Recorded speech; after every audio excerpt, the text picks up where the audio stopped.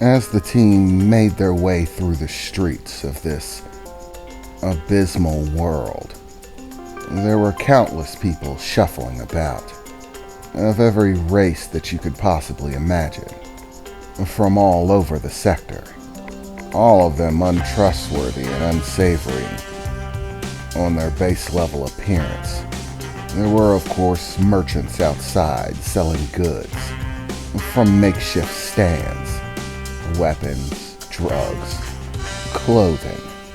However, anyone attempting to buy anything from them was most likely going to be taken for a ride, as buying from unsubstantiated places tended to result in lackluster goods, guns that don't work, clothes that fall apart the moment you put them on. Basically, most things that you could find easily were simply a ripoff. Everyone trying to hustle everyone else, buying a laser pistol and finding that the energy core isn't inside of it. So no matter how much you pull the trigger, you get nothing. The best chance you had was buying broken, damaged, or unwanted goods, things that required being repaired before you could use them. Mika led her team past all of these vendors and countless different establishments. Captain, where are we going? Mia asked, as Mika was leading the charge. There's a tavern here. We're going to a tavern that Friedmont tended to frequent whenever he passed through here. It was one of his favorite places, so I figured it's a good place to start.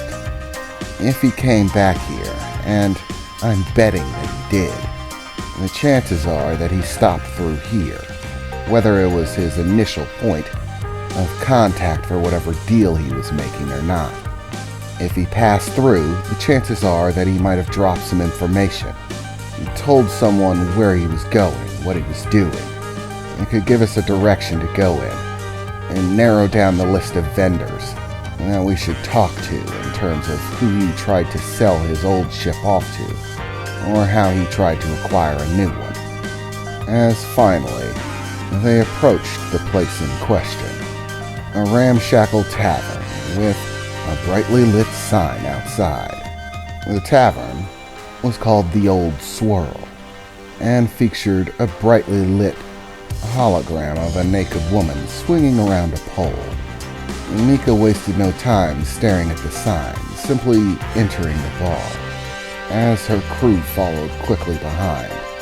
As they walked in, they entered what amounted to a decontamination room, the electronic doors closing behind them before another set would open.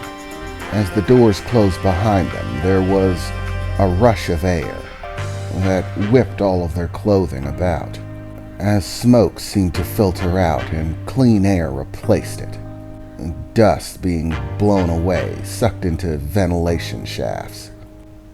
After the wind finally stopped, the doors to the interior tavern began to open up. "Okay, you can remove your masks," Mika said, as she did the same, affixing the mask to her side. The interior of the tavern itself was a well-lit establishment.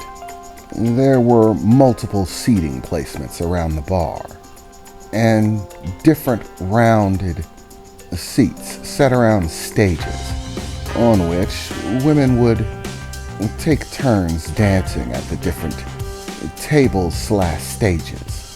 There currently seemed to be about 3 women dancing at the point in time. However, there were always more than that working. Most of the other girls were probably busy, as if a customer liked what he saw and had the money to spend, he could invite the performer for some private time, where it was simply no holds barred, whatever they want, so long as the dancer agreed to it. "Okay guys, find yourselves a seat. I'm going to go talk to the barkeep," she said, pointing to a section that hadn't been taken up. as Mika left them, heading towards the bar. It was lucky that Mika didn't actually visit this place during her employment under Friedmont. She usually stayed on board the ship, preferring not to come down to the planet, so no one was going to recognize her. As she approached the bar, there was a rather grizzled individual, having a multitude of scars on his body and face. He looked Vorian, if Mika's guess was correct. Vorians weren't too technologically advanced, but what they lacked in technology, they made up for in violent tendencies. The Vorians were originally conquerors, until they themselves were conquered.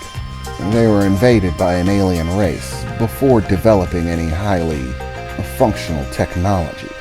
They were currently in the process of trying to take over their entire world, and were well on their way, when a space armada showed up with technology far beyond their capabilities, and beat everyone on the planet into submission, including them. After that, the Vorians spent the next several hundred years as slaves, mining their own planet for resources, until finally there was an uprising. The Vorians killed their captors and took the technology that they had left, after which many of them set out into the stars with the remaining ships. "Hey, what's going on?" Mika said as she approached the bar, of course being dwarfed over by the Vorian's large form, his razor-sharp teeth protruding from his mouth, as those blank black eyes stared back at her. "I'm running a shit bar. What does it look like?" The Vorian replied. "You gonna order something?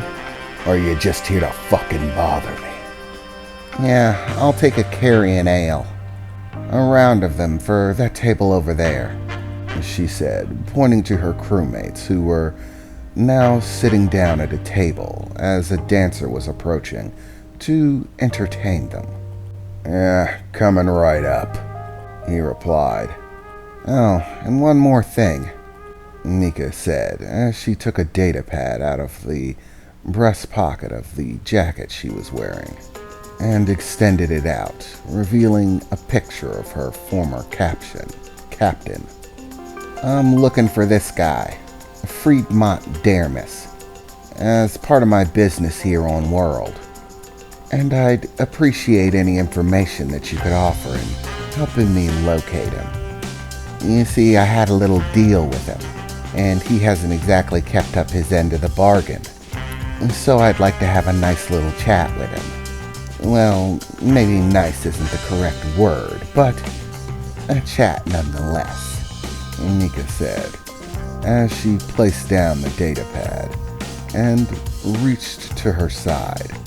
For a moment, the Vorian got a little bit antsy.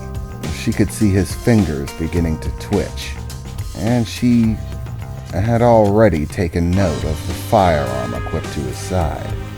He wasn't going to be taking any chances. If she looked like she was doing anything out of sorts, he'd blast her away. Well, if he was fast enough to. So Mika took slow, measured movements, making sure that what she was doing was obvious, reaching down to her side and pulling out a small satchel that she held up and began to shake as there was a jingle inside of what sounded like metal. "If you can offer me any reliable intel, I assure you I'm quite gracious," she said. In the moment, the Vorian began to reach forward towards the satchel of coins, before Mika pulled it back. Information first. And mind you, if you bullshit me and take my money, I'll come back here and peel you like a trough. Get me?" "You threatening me?" the Vorian replied. "Only if you think you can hustle me, that is. I assure you this pretty face belies a very dangerous person. Don't think you can play games with me. I'll win," Mika said, her eye line never breaking away from his. A look of focus, a dangerous look. The Trophian scowled for a minute. Lavorian said, "Peel me like a trough, huh? Exactly what kind of business are you in?" "I'm an arms dealer. Weapons, guns, blades, whatever. Whether it's for a battleship or for your own individual person. We create and distribute weaponry to selective individuals. If somebody has a job lined up and they need a custom piece of weaponry to do it, something one of a kind or unique, me and my men do the job of manufacturing said weapon and delivering it. Captain Friedmont cut a deal with me to have a weapon manufactured for a job. However, he was a bit lackluster for cash, so I agreed to front him the weaponry as an investment towards the job. And my end was supposed to be a split of the profits from said gig. However, after completing the job, he thought he could disappear into the wind and took all of my warnings as some sort of twisted joke. So, he's about to find out how not funny it is. And if he doesn't have my money, then I'm gonna shackle his ass and sell him to the highest bidder. Now, do you have any information on him, or not?" Lavorian scowled for a minute, scratching the back of his neck as he looked at her. "Yeah, he passed through here a week or so ago. I've got more information, but payment before pleasure, sweetheart," Lavorian said, extending his hand. "Good," she replied, as she reached out and placed the satchel into his hand. He spent a moment or two opening it up and looking inside. Wow, this is quite a sum to dole out just for information on somebody who might not have cash. Reputation is worth more than money. It's something you can't buy. Making sure that people know that you're not to be taken advantage of, that's priceless," Mika replied. "You got that damn right," Lavorian replied, closing the satchel and tucking it away in his back pocket. "He was here about a week and a half ago. He came through bitching about how he had lost his crew and his ship, but the lucks favored him, so he somehow managed to make it out alive, and even stole a new ship, iced the old crew too. But the ship was no good, at least for the kind of work he tends to do, so he was trying to barter the thing off, but unfortunately wasn't finding any good buyers, especially for the type of ship he wanted in exchange, and he didn't have any money to fill the void between the two. So he went to the only people he could count on to cut him a solid deal, without monetary assets at his disposal other than the ship.